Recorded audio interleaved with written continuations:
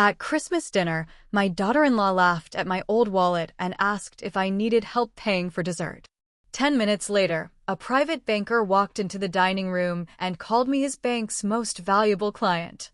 I didn't answer her right away. I simply folded my napkin and looked down at the worn brown leather wallet sitting beside my plate. The edges were cracked. The stitching had started to come loose years ago. My late husband, Richard, had bought it for me during a winter trip to Vermont back in 1989. I still remembered the little shop on Main Street and the smell of cedar and coffee drifting in from outside when he handed it to me with a smile. To everyone else at that table, it looked cheap, old, embarrassing. But I had learned something about people over the years. The moment they think you have nothing, they show you exactly who they are. I'm glad you're here. Follow my story until the end, and comment the city you're watching from so I can see how far my story has reached. That Christmas Eve began the way most difficult family holidays begin. Quietly. Snow drifted past the dining room windows of my son's Connecticut home, soft and steady beneath the glow of white string lights wrapped around the porch railing. Inside, everything smelled of cinnamon, roasted turkey, and expensive candles that probably cost more than the groceries in my refrigerator back home. Amanda, my daughter-in-law, loved appearances. Every napkin was folded perfectly. Every wine glass sparkled beneath the chandelier. Every detail seemed designed for photographs rather than comfort. Even the Christmas tree looked untouched by human hands, decorated in silver ornaments arranged with the precision of a department store display. And somehow, despite all the beauty surrounding me, I had never felt more out of place. "Mom, you okay over there?" my son Daniel asked from the far end of the table. I smiled softly. "Of course." But Daniel barely looked at me when he asked. His attention drifted back toward the television mounted near the kitchen, where a football game played quietly beneath the noise of dinner conversation. That had become normal over the years. Small questions. Half-listened answers. Polite neglect. Nothing dramatic enough to confront. Nothing cruel enough to explain to someone else. Just enough to slowly make a person disappear inside their own family. Amanda raised her wine glass and laughed at something my granddaughter Chloe said beside her. "She literally spent $800 on boots she'll wear twice," Amanda said. Chloe shrugged dramatically. "Grandma, everyone wears designer stuff at school now." I smiled politely again. "I'm sure they're beautiful." Amanda glanced at my coat hanging near the front hallway. The old gray wool one I'd owned for nearly 12 years. The one Richard used to say made me look elegant. "You still have that coat?" she asked lightly. I touched my fork against the plate. "It still keeps me warm." There was a pause at the table. Not long. Just long enough. Amanda gave a tight little smile before taking another sip of wine. "Well," she said, "I guess some people are better at saving money than spending it." Daniel chuckled under his breath. Not because it was funny. Because laughing was easier than defending me. I looked down at my hands beneath the tablecloth and gently rubbed my thumb across my wedding ring. Even after 6 years without Richard, I still reached for him in moments like that. Especially moments like that. Richard would have hated this version of Christmas. Not the decorations. Not the food. The atmosphere. The quiet competition. The subtle cruelty hidden inside polite smiles. He used to say wealth revealed people faster than hardship ever could. At the time, I didn't fully understand what he meant. I did now. Dinner continued around me while conversations drifted toward vacation homes, stock markets, and private schools for the children. I listened quietly. Mostly because nobody really asked for my opinion anymore. Amanda loved discussing money in front of me. Not directly. Never openly rude. That wasn't her style. She preferred softer weapons. Tiny comments. Carefully timed glances. Questions wrapped in fake concern. "So Evelyn," she said suddenly, "have you thought any more about downsizing?" I looked up slowly. "Downsizing? You know," she said casually. "Selling your place. Getting something smaller. Easier to manage at your age." At your age. There it was again. That careful little reminder. Old. Fragile. Temporary. Daniel cleared his throat awkwardly. "Amanda's just worried about you living alone, Mom." Of course she was. Concern always sounds kinder when money is involved. I like my home, I answered gently. Amanda nodded while cutting another piece of turkey. I just think it's important to be realistic about the future. The future. Interesting word. Especially considering neither of them had the slightest understanding of mine. You see, Daniel believed I lived modestly because I had no choice. Amanda believed my old car, simple clothes, and quiet habits meant I had become financially irrelevant after Richard died. And to be fair, I had allowed them to believe that. Because people behave very differently around money.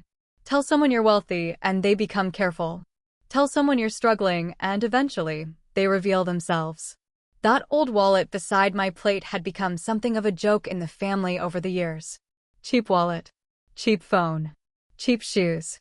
Meanwhile, Amanda carried handbags worth several $1,000s each, rotating them seasonally like decorations. I never judged her for enjoying beautiful things. I judged her for believing expensive things made her important. There's dessert in the kitchen, Amanda announced eventually. Daniel, can you help me bring it out? As everyone shifted in their seats, I reached for my wallet to move it aside. Amanda noticed immediately. Her eyes flickered toward Daniel before she laughed softly. Careful, she said, smiling toward the table. We don't want Evelyn offering to pay for Christmas dinner. A few people laughed politely. Even Chloe smirked awkwardly into her glass. I felt the room tilt into silence afterward. That uncomfortable silence people create when they realize something shouldn't have been said, but nobody wants to challenge it. I looked at Amanda calmly. Then at Daniel. My own son avoided my eyes completely. And somehow, that hurt more than the joke itself. Not because of the comment. Because of what it confirmed.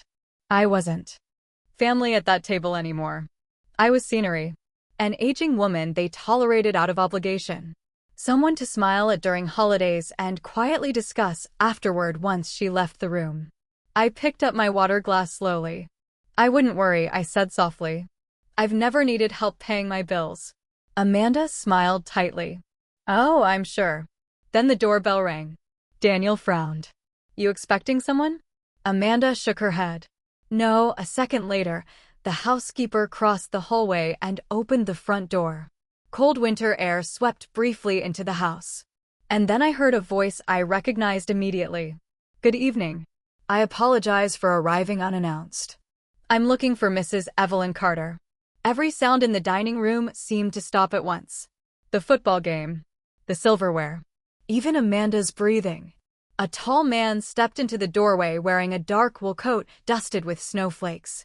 Behind him stood another man carrying a slim black leather briefcase. Daniel blinked in confusion. Yes, that's my mother. The older man smiled warmly when he saw me. Mrs. Carter, he said respectfully, forgive the interruption. But the Zurich transfer requires your authorization tonight if you still intend to move the $1 billion account before the markets reopen Monday morning. No one moved. Amanda's wine glass froze halfway to her lips. Daniel stared at me as though he'd suddenly forgotten who I was.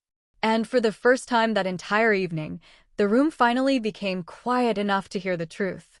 Nobody at the table spoke for several seconds after the banker finished his sentence. Not Amanda. Not Daniel. Not even Chloe. The only sound left in the room was the faint hum of the refrigerator somewhere behind the kitchen wall and the crackling of the fireplace near the staircase. I remember noticing strange things in moments like that. The way Amanda's lipstick mark trembled against the edge of her wine glass. The way Daniel blinked too fast when he was nervous. The way snow continued falling peacefully outside while my entire family silently tried to recalculate who they thought I was. The banker smiled politely, completely unaware he had just shattered the atmosphere inside. That dining room. I can return tomorrow if this is a bad time, he said gently. I stood slowly from my chair. No, I answered calmly.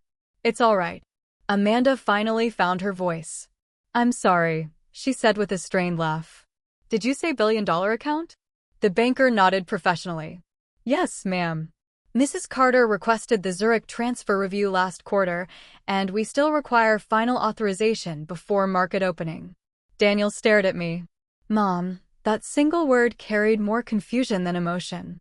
As though he were searching his memory for signs he had somehow missed all these years. But there hadn't been signs. not obvious ones. Richard and I had spent decades learning how to disappear in plain sight. And after he died, I became even quieter. People assume wealth always looks expensive. That's one of the biggest mistakes in America. Some of the richest people I've ever known drove old cars, clipped grocery coupons, and wore coats older than their grandchildren. Meanwhile, people drowning in debt often looked the wealthiest at dinner parties. Richard understood that long before I did. He used to say, "Real money whispers. Desperation performs." At the time, I thought it was simply one of his strange little business sayings. Now I understood it was survival advice. Amanda stood abruptly and forced another laugh. "Well," she said, "this is obviously some misunderstanding." The banker looked confused. "There is no misunderstanding, ma'am." He opened the leather folder in his hands. Even from across the table, I recognized the dark blue crest embossed on the paperwork. Hawthorne Private International. Richard's bank. Or rather, mine now. Daniel looked between us. "Mom, what is he talking about?" I looked at my son for a long moment before answering. And suddenly, all I could see was the little boy he used to be.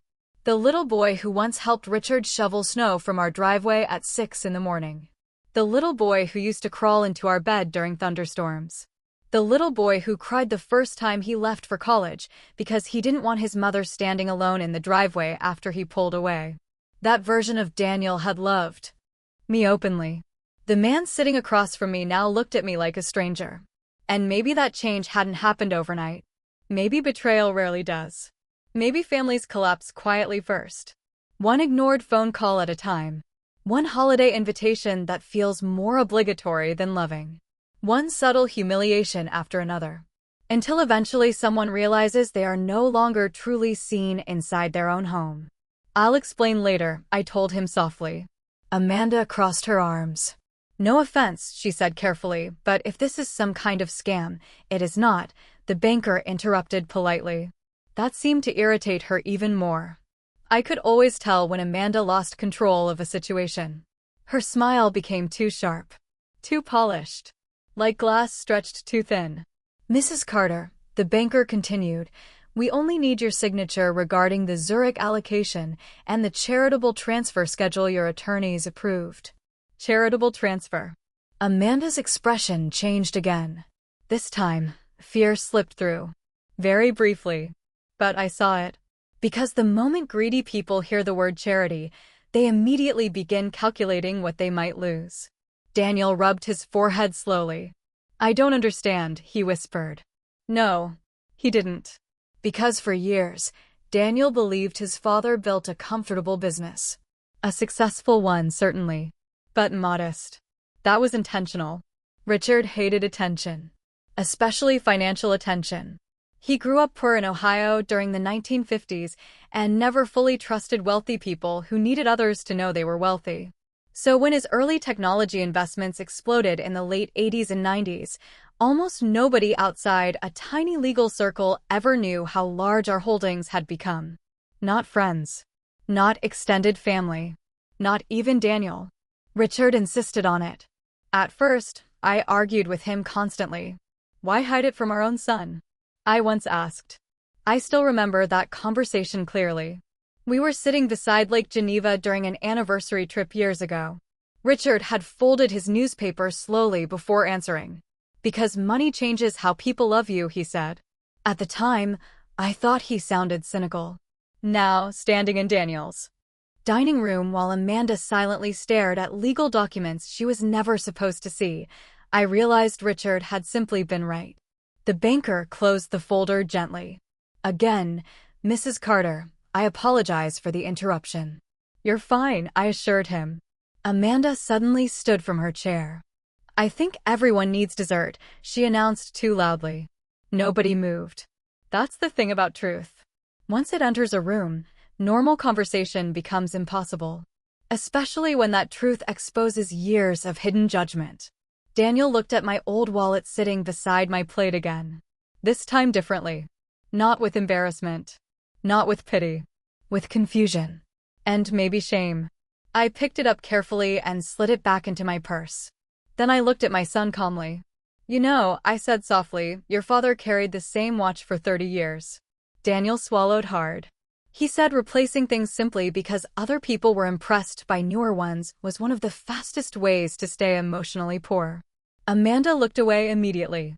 Outside, snow continued covering the quiet Connecticut streets in white silence. And for the first time that night, nobody at that table seemed interested in laughing anymore. The banker left less than 15 minutes later. But the feeling he left behind stayed much longer. Even after the front door closed. Even after the snow-covered silence returned to the windows. Nobody at the table seemed to know how to speak to me anymore. It was almost fascinating to watch. An hour earlier, I had been invisible. Now suddenly, every movement I made carried weight. Amanda brought out dessert herself after the banker left, carefully placing slices of pecan pie onto white porcelain plates with hands that no longer looked quite as steady. No one joked this time. No one laughed about my coat. Or my wallet. Or my old Buick parked outside beneath the snow. Daniel kept glancing toward me between bites, like he was trying to solve a puzzle he no longer understood. And maybe that was exactly what I had become to them. A puzzle. People become very uncomfortable when someone they dismissed suddenly appears powerful. Especially family. Because family humiliation creates a particular kind of shame. Not the shame of being wrong. The shame of realizing how poorly you treated someone before you believed they mattered. Amanda finally broke the silence. So, she said carefully, forcing brightness into her voice, "You and Richard invested well." I took a sip of coffee before answering. Yes, that was all. I didn't feel the need to explain further. Wealthy people who constantly explain their money are usually trying to convince themselves as much as everyone else. Richard never explained. He simply observed. I remember one summer years ago, long before Daniel married Amanda, we attended a charity gala in Manhattan. Everyone in the room seemed desperate to impress one another. Luxury watches. Designer gowns. Conversations loud enough for nearby tables to overhear. At one point, I leaned toward Richard and whispered, "How can you tell who actually has money here?" He smiled without looking up from his drink. The quiet ones. I didn't understand him then. I did now. Amanda cut into her pie with unnecessary precision. "Well," she continued, "you certainly hid it well." Hidden. Interesting word again. As though I had done something dishonest simply by refusing to perform wealth for other people. Daniel finally looked directly at me. "How long?" he asked quietly. I set my fork down carefully. "How long what? How long have you had all this?" There was no accusation in his voice. Only disbelief. And beneath that, hurt. Which surprised me more than it should have. I looked at my son for a moment before answering honestly. "Longer than you think." He leaned back slowly in his chair. "But why wouldn't you tell me?"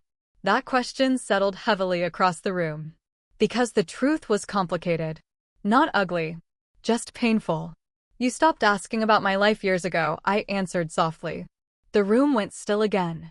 Daniel opened his mouth slightly before closing it. Amanda immediately stepped in. "That's not fair," she said quickly. "Daniel calls you all the time." I looked at her calmly.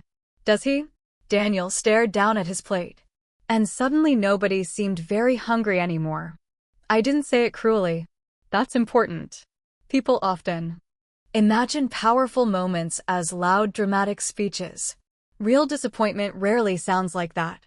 Most of the time, it sounds quiet. Tired. Like someone finally acknowledging a truth they've been carrying alone for years. Daniel did call sometimes. Birthdays. Major holidays.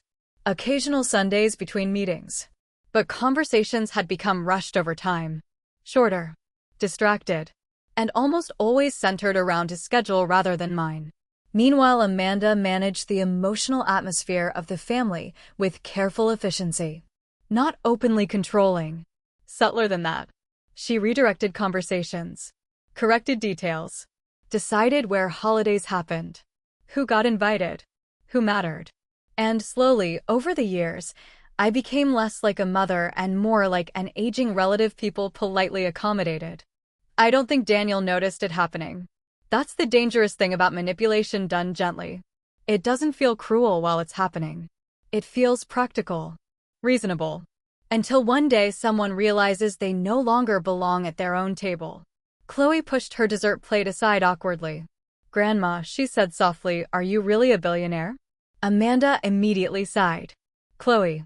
But I smiled faintly. Children, at least, still ask honest questions. I suppose technically, I answered. Her eyes widened. Then why do you drive that old car? I almost laughed. Not because the question was rude. Because it was sincere. And sincerity is rare. Because it still works, I told her. That answer seemed to confuse her even more. Teenagers grow up in a world where value and appearance are constantly confused with each other. New phone means success. Luxury handbag means status. Expensive vacation means happiness. Richard spent years trying to teach Daniel otherwise. Some lessons disappear between generations. Amanda folded her napkin carefully. Well, she said lightly, I just wish you'd trusted us enough to tell us. Trusted us. That one nearly made me smile. Because trust was exactly what Richard worried about most before he died. I still remember his hospital room during the final week of his life. The snow outside. The machines humming softly beside him. The way. His hands looked thinner than I had ever seen them. He asked everyone else to leave that afternoon. Then he looked at me and said quietly, promise me something. I held his hand tighter. Anything. If people ever start loving the money more than they love you, walk away. At the time, I told him he was imagining problems that would never happen. Now, sitting in Daniel's perfectly decorated dining room while Amanda studied me with entirely new eyes, I realized my husband had understood this family long before I did. Daniel rubbed both hands across his face slowly. He whispered. I don't understand why Dad kept all this secret. He didn't keep it secret, I answered calmly. Daniel looked up. He protected it. And deep down, I think my son finally began to understand the difference. Dinner ended earlier than usual that night. Not because anyone announced it. Because nobody knew how to continue pretending things were normal. Amanda cleared dishes with tight, controlled movements, while Daniel stood near the kitchen counter staring absently into a glass of bourbon he barely touched. The grandchildren disappeared upstairs one by one, suddenly quieter than children usually are on Christmas Eve. And I sat alone near the fireplace for several minutes after everyone left the table, listening to the soft crackle of burning wood while snow pressed gently against the windows. Strange how quickly power changes the emotional temperature of a room. A few hours earlier, Amanda had spoken to me with polite impatience. Now every sentence she used sounded measured, careful, almost rehearsed. I recognized the shift immediately because I had seen it happen before. Not just in family. In business dinners. Fundraisers. Private clubs. The moment people suspect money, they begin editing themselves. Richard hated that. That's why he spent most of his adult life pretending to be less wealthy than he was. And after 43 years of marriage, I suppose I learned to do the same. Amanda entered the living room carrying 2 cups of coffee sometime after 10 o'clock. She handed one to me with a smile that looked exhausted around the edges. I thought you might want this, she said softly. Thank you. She sat across from me near the tree. For a moment neither of us spoke. The Christmas lights reflected faintly in the windows behind her, turning the room into something almost peaceful. Almost. I hope you know, Amanda finally began, we never meant to make you uncomfortable. There it was. Not an apology. A correction. People rarely apologize when they still believe their intentions excuse their behavior.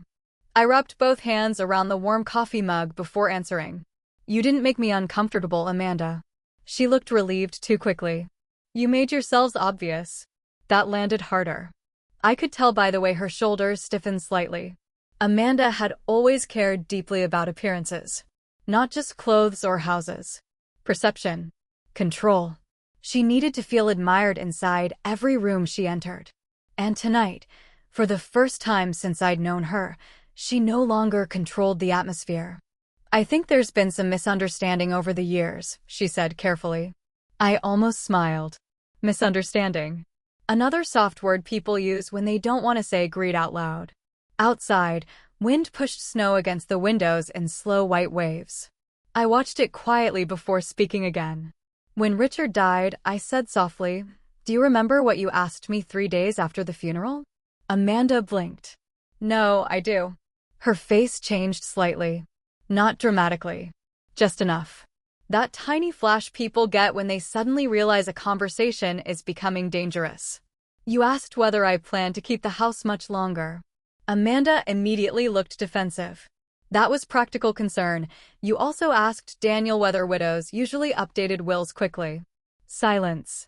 I took another sip of coffee.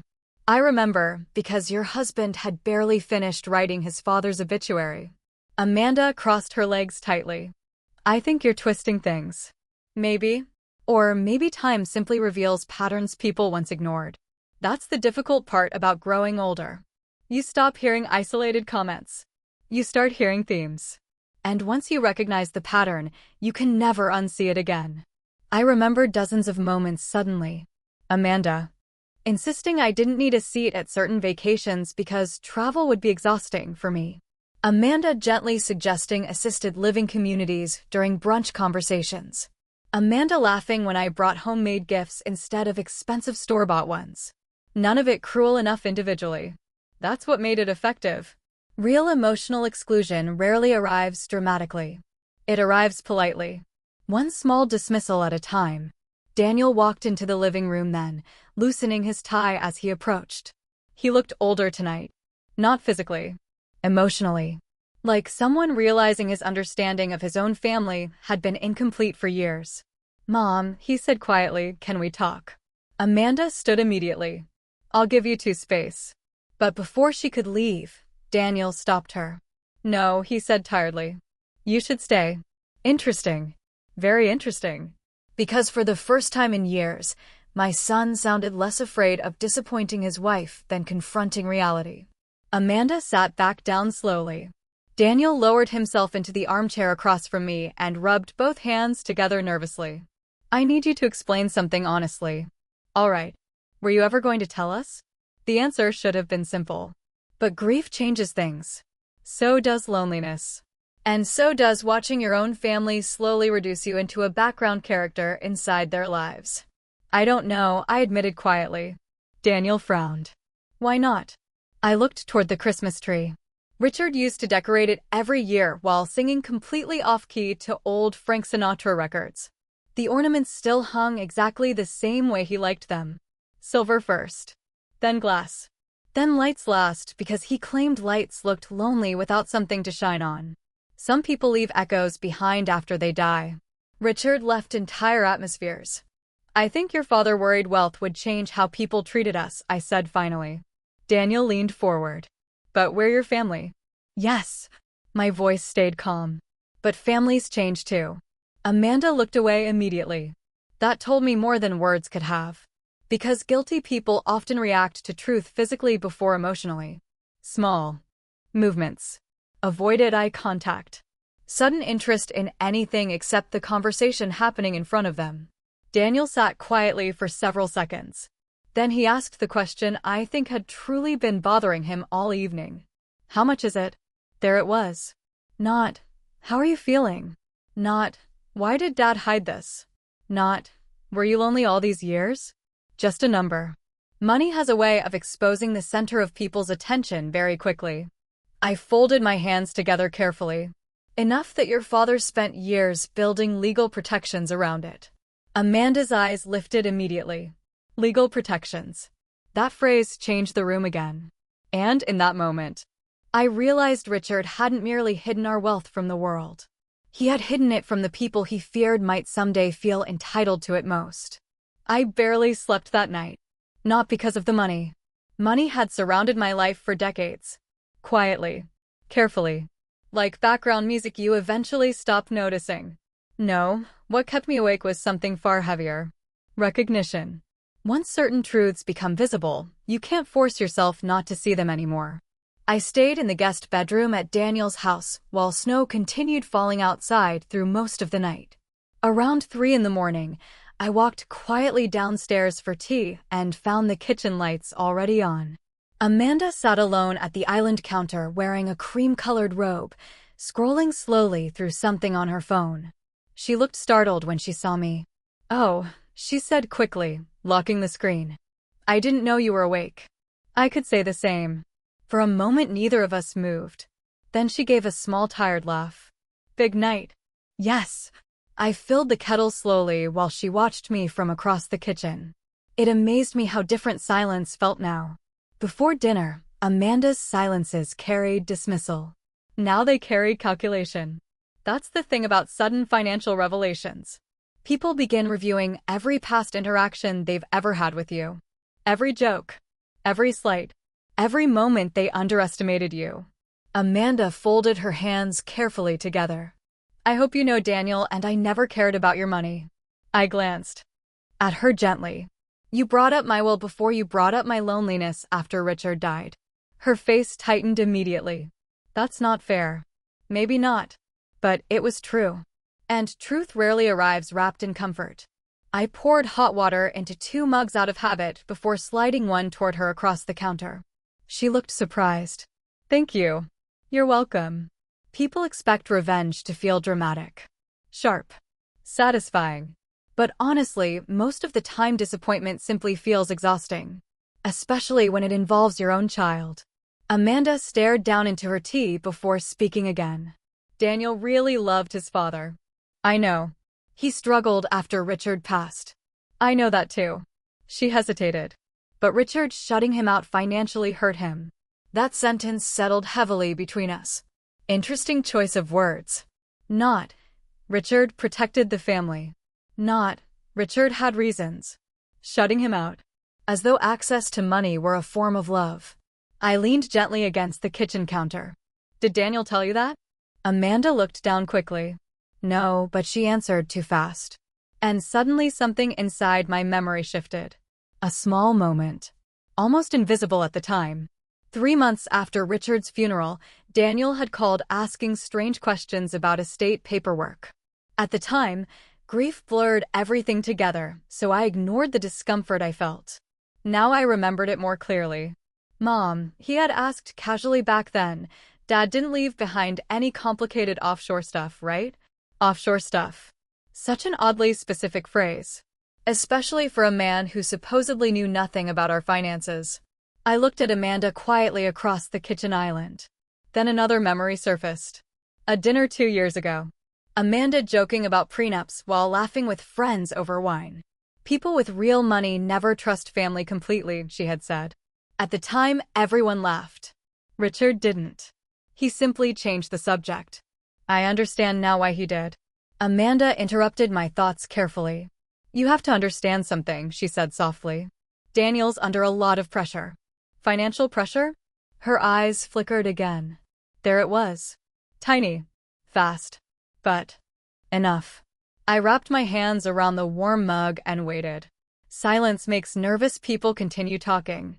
Eventually, Amanda sighed. The market's been difficult this year. Interesting. Very interesting. Because Daniel had spent all evening pretending complete surprise over our wealth. Yet Amanda was suddenly discussing markets like someone deeply concerned with investment exposure. I kept my voice calm. Is something wrong financially? No, she answered immediately. Too immediately. Then she corrected herself. Not wrong exactly. Just complicated. Complicated. Another soft word people use when they're trying to avoid the shape of a problem. The refrigerator hummed quietly behind us. Outside, snowplows scraped slowly along the distant road. Amanda looked exhausted suddenly. Not socially exhausted. Financially exhausted. I had seen that look before. At fundraisers. Country clubs. Private investment dinners. People trying desperately to maintain lifestyles larger than their emotional stability. Richard used to call it luxury panic. The fear wealthy-looking people carry when they realize appearances are becoming harder to afford. And for the first time, I wondered whether Daniel and Amanda's beautiful life wasn't quite as secure as it appeared. Daniel mentioned refinancing the house last spring, I said casually. Amanda's eyes lifted instantly. Only for a second. But enough. He talks too much sometimes, she muttered. There it was again. Fear. Not grief. Not embarrassment. Fear. And suddenly Christmas dinner looked different in my mind. The jokes about my old wallet. The comments about downsizing. The sudden interest in wills and estate planning. Maybe they hadn't simply viewed me as old. Maybe they viewed me as useful. I said nothing else after that. You learn more by listening once people start unraveling themselves. Amanda eventually stood from the counter and smoothed her robe nervously. I should probably get some sleep. Of course. She paused before leaving the kitchen. Then finally asked the question she had clearly been holding back all night. Did Richard really leave everything under your control? Everything. Not, are you okay? Not, do you miss him? Everything. I looked directly at her. Yes. Her face changed for half a second before she forced another smile. Then she disappeared upstairs. I remained alone in the kitchen long after. The tea had gone cold by then, but I barely noticed.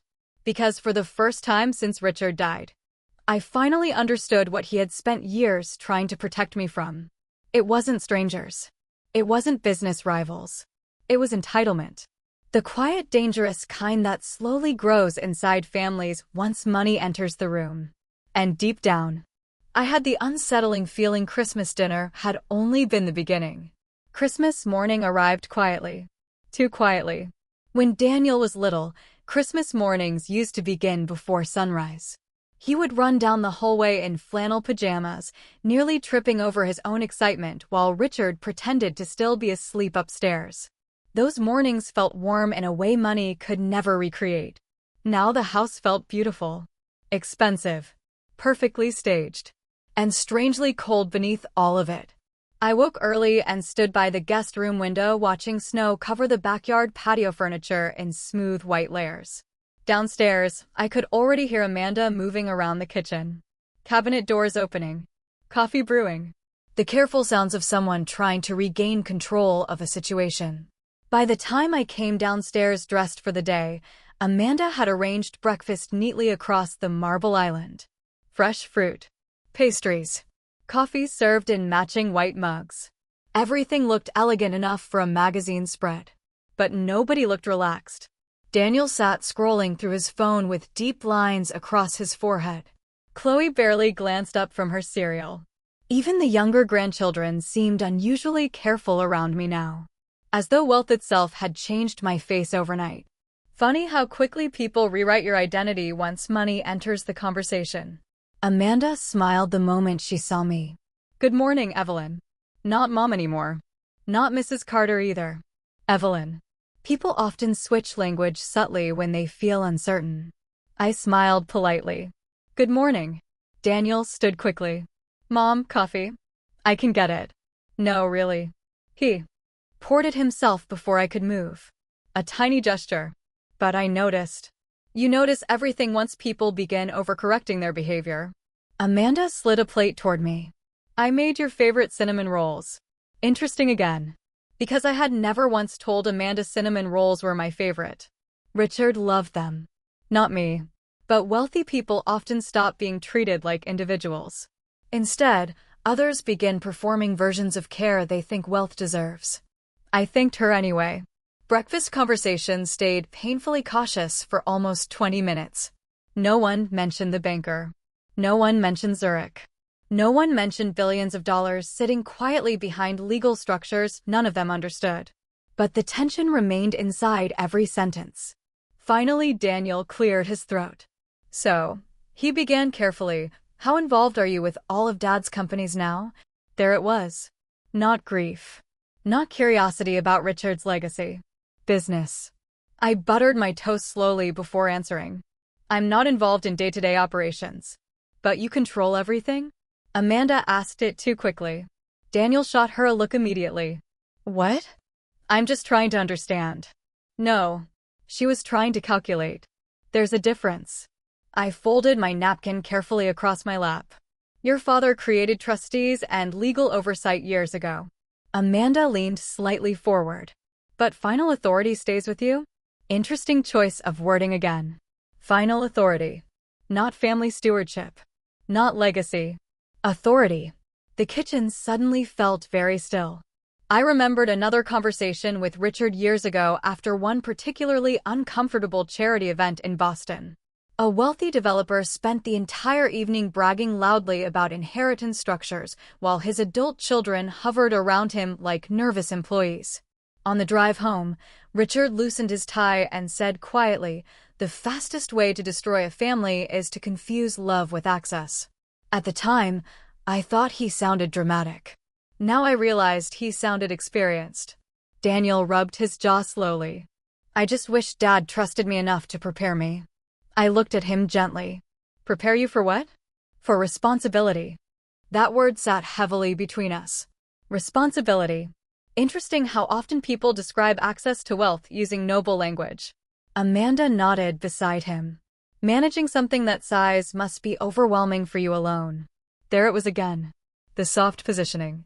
Not, "How are you handling grief?" Not, "Do you feel isolated?" Just gentle reminders that maybe I shouldn't control my own life anymore. I sipped my coffee quietly. "Your father prepared me very well." Amanda forced a smile. "I'm sure he did. I just mean, these things can become complicated at your age." At your age. Again. Always wrapped in concern. Never direct enough to challenge openly. That's Amanda's real talent. Not manipulation itself. Presentation. She packages self-interest inside polite language so carefully that people feel guilty questioning it. Daniel glanced between us nervously. "I think Amanda's only trying to help." Of course he did. Men like Daniel often mistake emotional management for kindness because they've lived beside it too long to separate the two. I looked out the kitchen windows toward the snow-covered backyard. Then I asked the question quietly. "Are you having financial trouble?" Silence. Complete silence. Amanda reached for her coffee too quickly. Daniel blinked hard. "No," he answered. "Too fast. Too defensive." I nodded slowly. Richard taught me long ago that the speed of an answer often reveals more than the words themselves. "You refinanced this house last year," I continued calmly. Daniel stared at me. "How did you know that?" "You forget your father, and I understood finance long before you did." Amanda set her cup down carefully. "The refinancing was strategic." Strategic. Another elegant word. Richard used to laugh about business language like that. He'd say, "People use bigger vocabulary when they're trying to hide smaller truths." I suddenly remembered the way Amanda reacted when the banker mentioned charitable transfers. Fear. Not confusion. Fear. And for the first time, a possibility formed quietly in the back of my mind. What if their interest in my finances wasn't future planning? What if it was survival? Daniel leaned forward. "Mom, exactly how much control do the trustees have?" There it was again. Another question Richard predicted years before his death. Not, "What do you want?" Not, "What makes you happy?" Control. I looked directly at my son. Less than me. Amanda's face changed instantly. Very small. Very quick. But enough. And in that moment, I realized they weren't simply curious anymore. They were worried. By late Christmas afternoon, the atmosphere inside Daniel's house had become almost unbearably polite. That's usually how tension looks in wealthy families. Not shouting. Not broken plates. Just smiles stretched too tightly across exhausted faces. Amanda insisted on preparing an elaborate dinner again, even though nobody seemed hungry anymore. She moved around the kitchen with restless energy, opening cabinets harder than necessary while pretending everything felt normal. Daniel disappeared into his office twice to answer emails. But I noticed something interesting. Every time he returned, he looked worse. Paler. Distracted. Like a man slowly realizing the ground beneath him wasn't as stable as he thought. I sat quietly near the living room windows with a blanket across my lap, watching the snow outside turn faintly blue beneath the evening sky. That was always my favorite part of winter. The silence after sunset. Richard loved it too. He used to stand beside the windows with a glass of bourbon and say, "Snow makes the world honest for a few hours. Everything slows down enough to see clearly." I think that's what was happening now. Things were slowing down. And suddenly I could see my family more clearly than ever before. Around 6 o'clock, Daniel finally walked into the living room holding his phone tightly in one hand. "Mom," he said carefully, "can I ask you something privately?" Amanda looked up immediately from the kitchen. "Why privately?" Daniel hesitated. "It's just business." Business. Interesting word again. I stood slowly. "That's all right," I said. We can talk here. Amanda's expression shifted almost invisibly. Not anger. Anxiety. Daniel sat across from me while rubbing his palms together nervously. I got a call earlier. I waited quietly. From the bank. There it was. Not family conversation. Not emotional repair. Bank conversation. I folded the blanket carefully beside me. And Daniel exhaled slowly. Our line of credit review got delayed. I said nothing. Silence reveals more than interruption ever will. Daniel leaned forward. They said there were concerns about asset restructuring connected to family trust exposure. Amanda froze near the kitchen counter. Very still. I recognized that kind of stillness immediately. Fear trying not to look like fear. I don't understand what that means, Daniel continued quickly. The banker wouldn't explain anything. Of course he wouldn't. Private banks protect serious money very differently than ordinary institutions do. Richard made sure of that years ago. I looked calmly at my son. Why would your line of credit depend on family trust assumptions? Daniel blinked. It doesn't. Too fast. Amanda stepped in immediately. It was just procedural. Procedural. Another soft, elegant word. Richard would have smiled hearing that. People always wrap financial panic inside professional language. I watched Daniel quietly for a few seconds before asking the question that truly mattered. How much debt are you carrying? The room went completely silent. Amanda crossed her arms tightly. That's personal. Interesting. My finances became family discussion overnight. But theirs remained personal. I nodded gently. You're right. Amanda relaxed slightly too quickly. Then Daniel answered anyway. A little over 11 million. I stared at him. Not dramatically. Just quietly.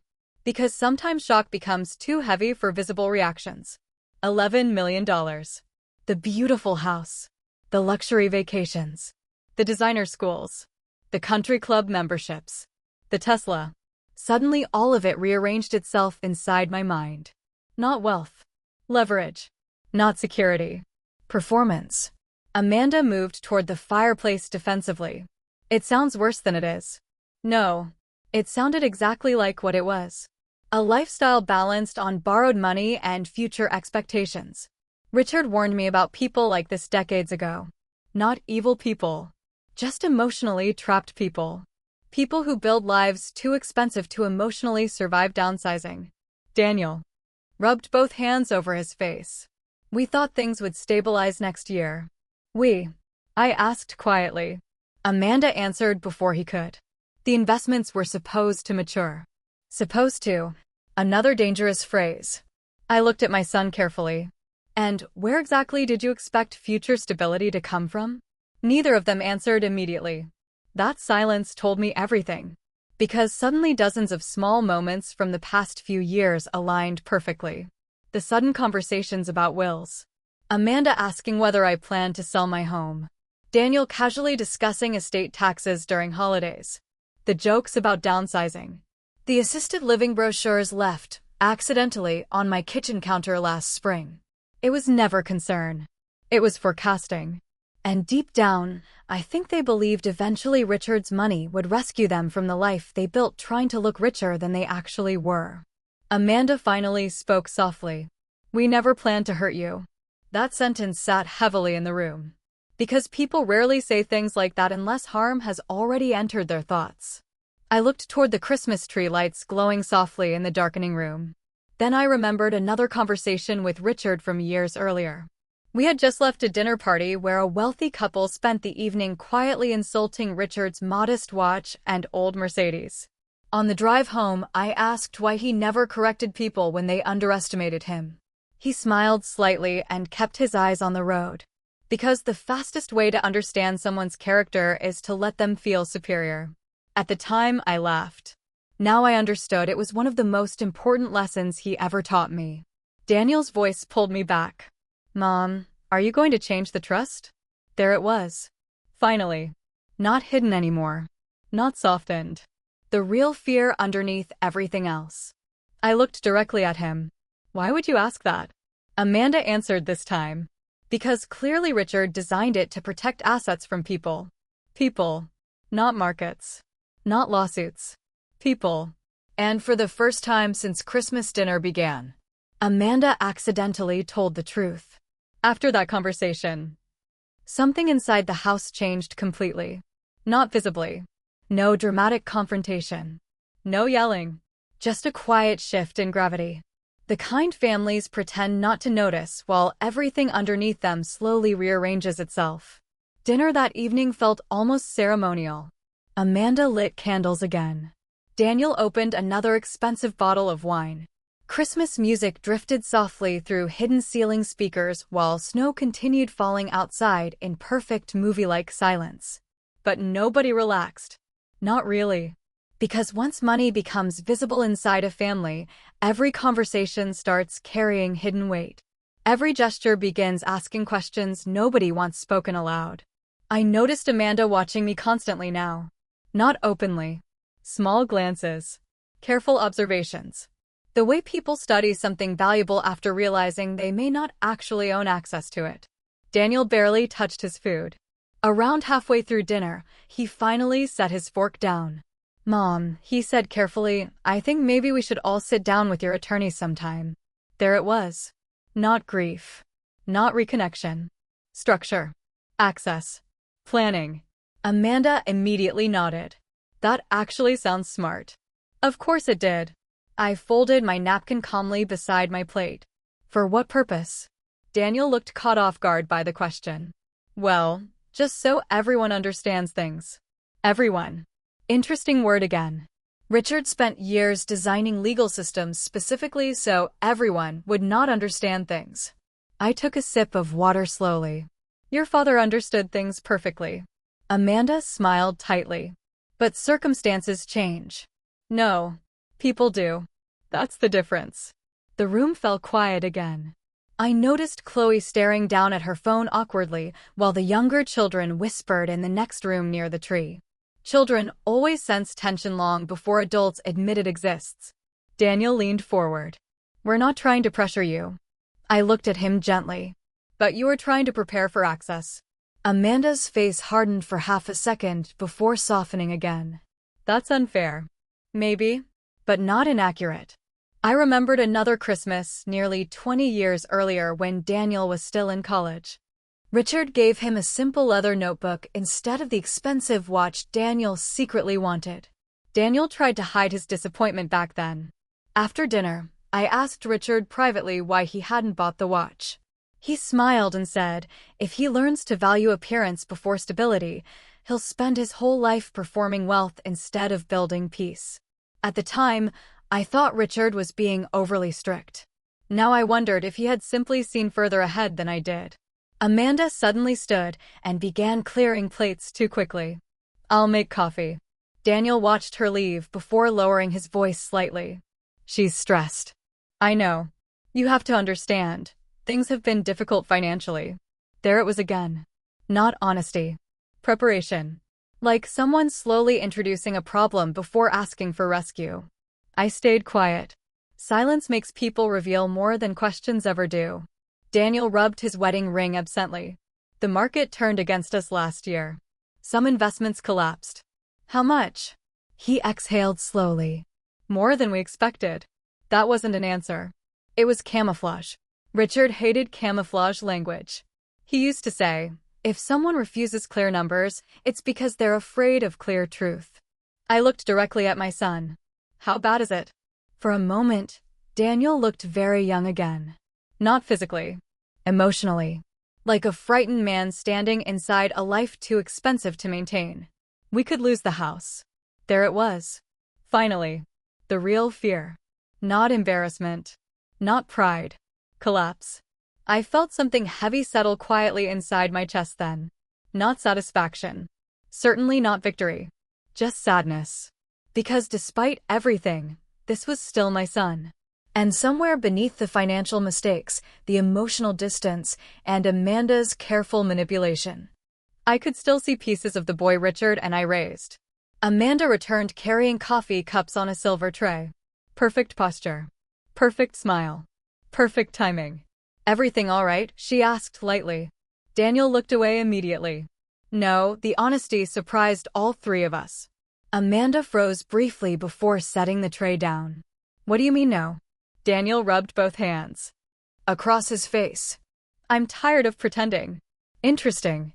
Very interesting. Because truth usually begins leaking out slowly once fear becomes stronger than pride. Amanda's voice tightened. This is not the time. When exactly is the time? Daniel snapped quietly. The room went still. Not loud anger. Worse. Controlled exhaustion. Amanda lowered her voice immediately after. The children are here. Daniel laughed once under his breath. A tired, empty sound. The children already know we're drowning. Silence. Heavy silence. I stared into my coffee while pieces continued arranging themselves inside my mind. The refinancing. The investment losses. The sudden interest in my trust. The emotional pressure disguised as concern. And underneath all of it, fear. Not greed alone. Fear of losing status. Fear of losing lifestyle. Fear of becoming ordinary after spending years pretending stability. Amanda finally sat down slowly. We thought we had more time. Time. Not solutions. Not responsibility. Time. I looked at both of them quietly. Then I asked the question Richard would have asked immediately. How much were you expecting from me? Neither answered. That silence became the answer itself. Amanda's eyes filled slightly, though I couldn't tell whether from shame or panic. Daniel stared at the table. And suddenly I realized something painful. Neither of them truly saw my money as mine anymore. Not emotionally. In their minds, it had already become future rescue. Future inheritance. Future survival. That's what wealth does inside unhealthy families. It slowly transforms living people into waiting rooms. I placed my coffee cup down carefully. Then I spoke as calmly as I could. Your father built those protections because he feared this exact moment. Amanda looked up sharply. Daniel closed his eyes. And deep down, I think both of them knew I was right. The day after Christmas felt strangely fragile. Like a house standing quietly after a storm, waiting to discover which parts of the foundation had cracked overnight. I planned to leave early that morning. Normally, after family holidays, I felt relieved returning home to my quiet little house in Vermont. I liked the silence. There. The routine. The predictability. But this time something felt unfinished. Not emotionally. Legally. I woke before sunrise and packed my suitcase slowly while the rest of the house remained asleep. Snow still covered the driveway outside in smooth, untouched layers, glowing pale blue beneath the early morning sky. For several minutes, I simply stood beside the guest room window remembering older Christmas mornings. Richard making coffee downstairs. Daniel building toy train tracks across the living room carpet. The smell of cinnamon and pine filling the house before the day fully began. Families don't collapse all at once. That's the painful truth. They erode quietly beneath years of small choices nobody confronts in time. By 7:30, I carried my suitcase downstairs. Amanda was already awake. Of course she was. People carrying financial panic rarely sleep well. She stood near the kitchen counter in workout clothes scrolling anxiously through emails on her laptop. Several spreadsheets covered the marble island beside her coffee. She closed the screen almost immediately when she saw me. You're leaving already? I prefer driving before the roads freeze. She forced a smile. Daniel wanted to talk more before you left. Interesting. Not, spend time together. Not, say goodbye properly. Talk more. I nodded politely. I'm sure he'll wake up soon. Amanda hesitated. Then finally asked the question sitting underneath every conversation since Christmas dinner. Have you spoken to your attorneys yet? Straight to it. No softness this time. Fear strips elegance from people eventually. I set my gloves carefully beside my purse. No, she looked relieved. Too relieved. I just think everyone's emotions are high right now, she said quickly. Big decisions shouldn't happen impulsively. Big decisions. Meaning trust decisions. Asset decisions. Inheritance decisions. Not family healing. Never that. I poured myself coffee quietly before answering. Your concern seems very focused on legal timing. Amanda folded her arms tightly. We're family. There it was again. Family. Funny how often that word appears once money enters the room. Before Christmas dinner, I was old-fashioned, financially irrelevant, a woman with a worn wallet and an old coat. Now suddenly, I was family again. I looked directly at her. Would we be having this conversation if the banker never arrived? Amanda's face changed instantly. Not anger. Exposure. That uncomfortable expression people get when someone speaks the truth they were hoping to avoid hearing aloud. Before she could answer, Daniel walked into the kitchen looking exhausted. He still wore yesterday's sweater. His eyes looked swollen from lack of sleep. "Mom," he said softly, "before you go, can we sit down?" I nodded. We moved into the living room while Amanda followed behind us carrying coffee cups no one asked for. The Christmas tree lights still glowed softly in the corner. Presents remained stacked neatly underneath, like props from a happier version of this family. Daniel sat across from me and leaned forward slowly. "I want to be honest." That sentence alone told me things were worse than they admitted. People usually announce honesty only after running out of ways to avoid it. He rubbed both hands together nervously. The investment losses were bigger than I said. Amanda looked down immediately. "Interesting." Daniel continued quietly. "We leveraged too much during the market boom." I stayed silent. Then interest rates changed. Several properties dropped in value. We started borrowing against future projections. Future projections. Richard hated that phrase. He used to say, "Never spend money your future self hasn't earned yet." Daniel swallowed hard. "At first, we thought we could recover." "But you didn't," I said gently. He shook his head. "No," Amanda finally stepped in quickly. "We weren't reckless." "No, not reckless.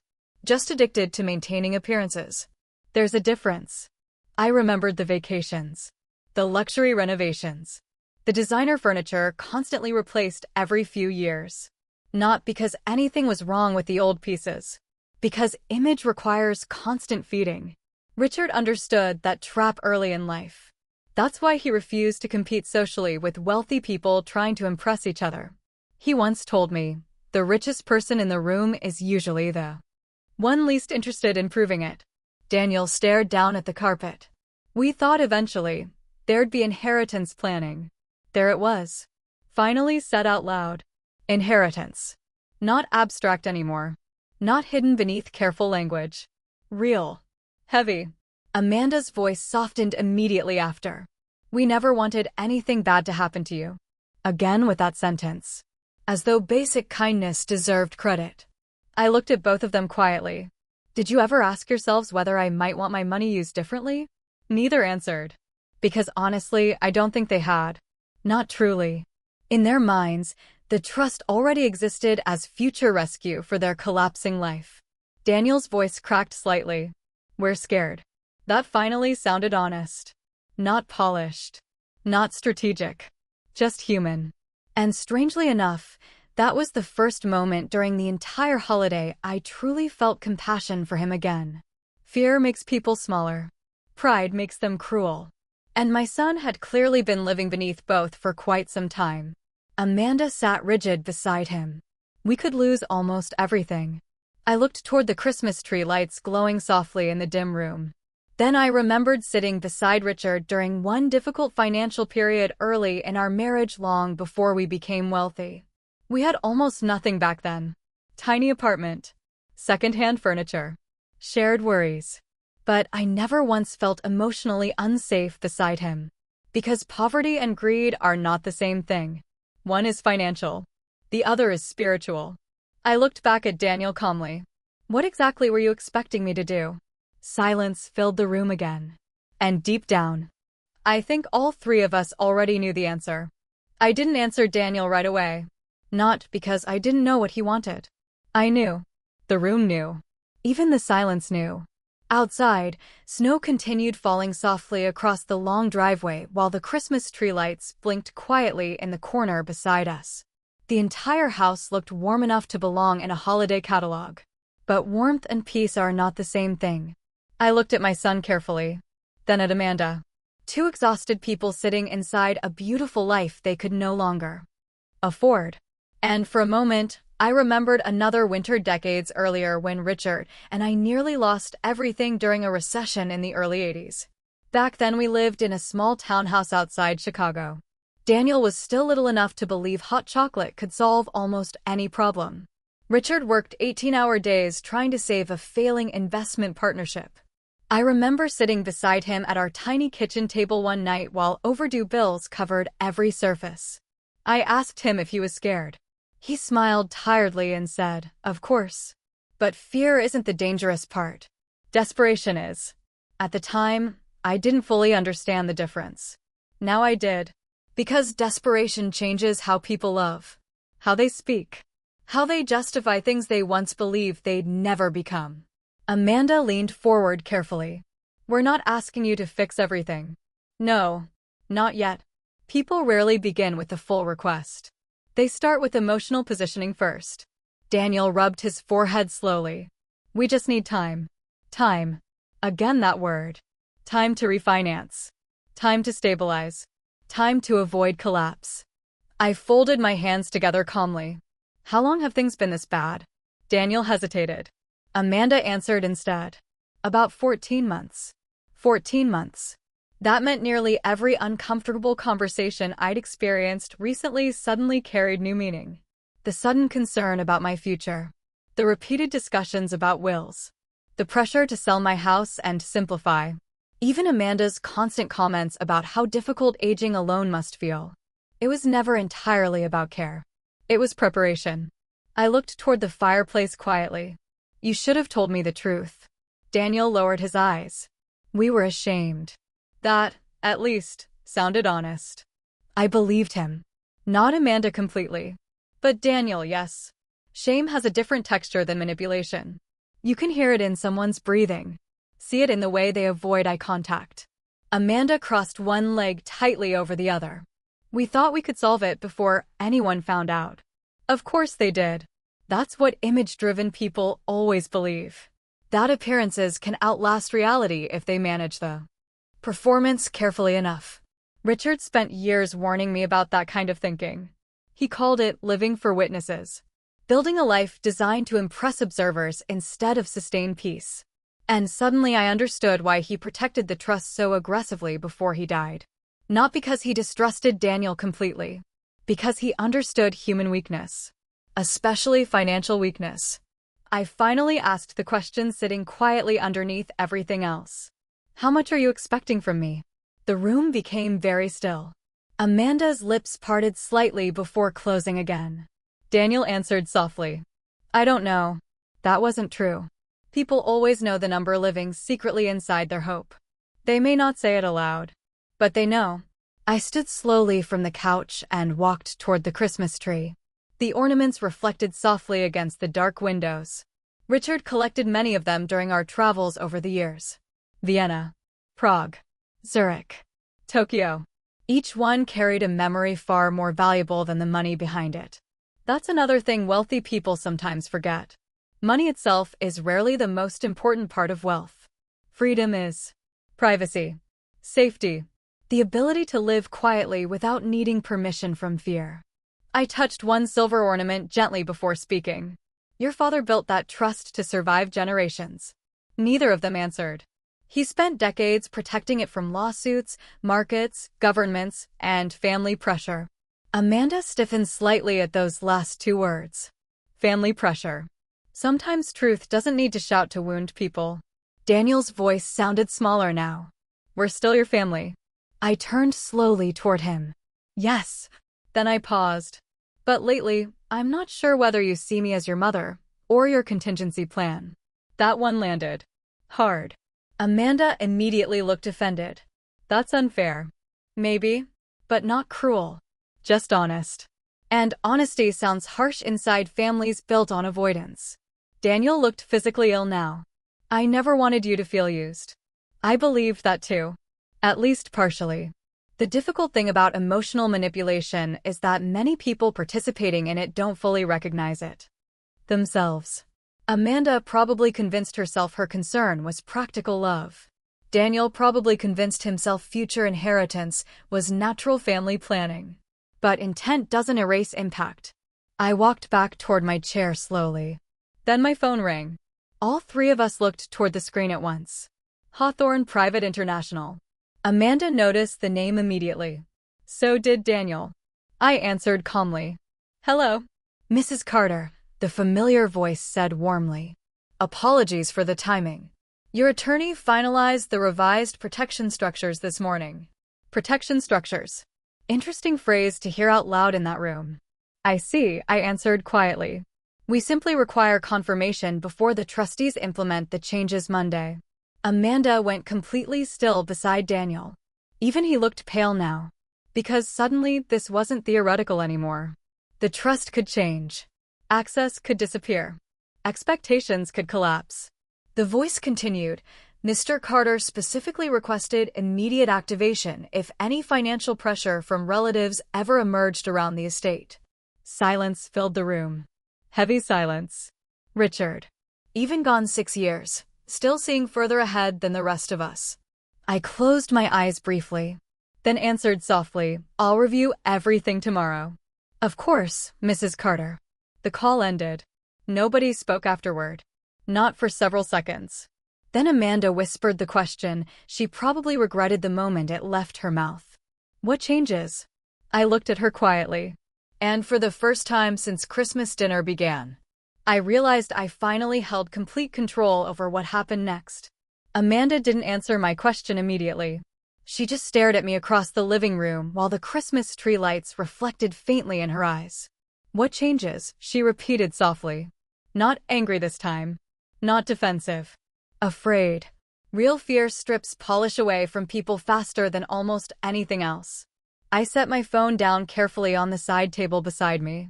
The trust protections your husband's father created. Daniel closed his eyes briefly.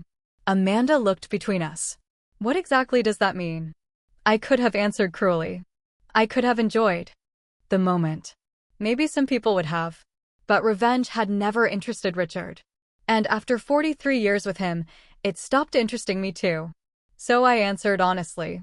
It means if trustees believe financial pressure or emotional manipulation threatens the estate, access becomes more restricted. The room fell silent again. Outside, snow continued drifting across the windows in soft white waves while somewhere upstairs one of the grandchildren laughed faintly at a television show. Strange how ordinary life continues happening while families quietly fracture beneath it. Daniel leaned forward slowly. You think we manipulated you? I looked at him carefully. I think desperation changed your behavior. That answer hurt him more than accusation would have. Because deep down, I think my son already knew it was true. Amanda stood abruptly and walked toward the kitchen. Not dramatically. Just restless. Like someone trying to outrun the feelings settling inside her chest. I can't believe this, she muttered quietly. I watched her disappear around the corner before turning back toward Daniel. When did it start? He looked confused. What? The financial problems. Daniel rubbed both hands together slowly. About 2 years ago. 2 years. I thought about all the conversations during those 2 years. The subtle pressure to move closer to them. The endless suggestions about simplifying my life. Amanda offering to help manage paperwork. Even Chloe once casually asking whether Grandma planned to leave the house to the family someday. At the time, I believed those moments were awkward signs of modern family dynamics. Now I saw them clearly. Preparation. Emotional positioning. Richard would have recognized it immediately. I didn't. And somehow that realization hurt more than the money itself. Daniel looked exhausted now. Not physically. Morally. Like someone finally forced to sit beside the consequences of choices he kept postponing emotionally. We never planned for things to get this bad, he whispered. I believed him. That's the difficult thing about family betrayal. Sometimes nobody wakes up intending to become cruel. People simply compromise small pieces of themselves repeatedly until eventually they no longer recognize the person they became. Amanda returned carrying another cup of coffee she clearly didn't need. Her hands shook slightly as she sat down. Then she asked the question carefully. If the trust changes, what happens? Interesting. Still not. What happens to us emotionally? What happens to the family? Only the structure. The money. The consequences. I folded my hands calmly. That depends on the trustees. Amanda's face tightened immediately. But you control the trustees. Yes, there it was. The real center of everything. Control. Not love. Not reconciliation. Control. Richard understood something most people don't. Money itself rarely destroys families. Dependency does. The moment adults begin emotionally organizing their future around someone else's wealth, relationships quietly stop being equal. Daniel stared at the floor for several long seconds before finally speaking again. I know how this looks. Do you? I wondered silently. Because from where I sat, it looked heartbreakingly simple. A mother became invisible once her family believed she had nothing left to offer. Then suddenly became important again the moment wealth appeared in the room. Amanda crossed her arms tightly. We still love you. The sentence floated awkwardly through the room. Not because it was false. Because it arrived too late. Love should feel visible before money enters the conversation. Not afterward. I looked toward the fireplace quietly. Then I remembered another night years earlier when Richard and I attended a private dinner in New York with several wealthy couples. One man spent the evening bragging about the inheritance his children would someday receive. Afterward, during the drive home, Richard looked strangely sad. What's wrong? I asked him. He kept his eyes on the road for a long moment before answering. Imagine spending your whole life wondering whether your children love you or just the future attached to you. At the time, I thought he sounded paranoid. Now I understood he sounded afraid. And maybe he had every reason to be. Daniel's voice interrupted my thoughts. What are you going to do? Finally. The real question. Not hidden anymore. I looked at my son carefully before answering. I haven't decided yet. Amanda exhaled shakily. We just need a chance to recover. Recover. Interesting word. Because emotionally, I wasn't sure this family even understood what recovery meant anymore. Financial recovery? Possibly. But trust? Respect? The quiet dignity that once existed between parent and child. Those things are harder to rebuild once damaged. I stood slowly and walked toward the front windows. Snow covered the entire neighborhood now in smooth, untouched white. Everything looked peaceful from a distance. That's the dangerous thing about appearances. Sometimes the most broken homes look beautiful from outside. I touched the edge of Richard's old wedding ring, still hanging from the chain beneath my sweater. Then I spoke without turning around. Your father once told me something during one of our hardest years. Neither of them interrupted. He said the real test of character isn't how people behave when money arrives. I paused softly. It's how they behave when they fear losing it. Silence filled the room. Heavy silence. Amanda looked down. Daniel closed his eyes again. And deep down, I think both of them finally understood Richard had seen this moment coming long before any of us did. I left Daniel's house the next morning just after sunrise. No dramatic goodbye. No final argument. Amanda hugged me politely near the front door while Daniel carried my suitcase to the car in heavy silence. Snow crunched beneath our boots as cold December air drifted through the quiet neighborhood. For a moment, standing beside my old Buick beneath the pale winter sky, my son looked like he wanted to say something important. Something honest. But some words arrived too late to fully repair what silence damaged first. Drive safely, Mom, he said softly. I will. He nodded slowly. Then added, I'm sorry. That one was real. Not strategic. Not polished. Just tired and human. I touched his arm gently before getting into the car. And then I drove away. The road back to Vermont stretched quietly beneath fresh snow while old Frank Sinatra songs played softly through the speakers Richard installed years ago. I drove with both hands on the wheel and tears in my eyes for nearly half an hour. Not because of the money. Never because of the money. I cried because grief changes shape as you age. When Richard died, I grieved losing my husband.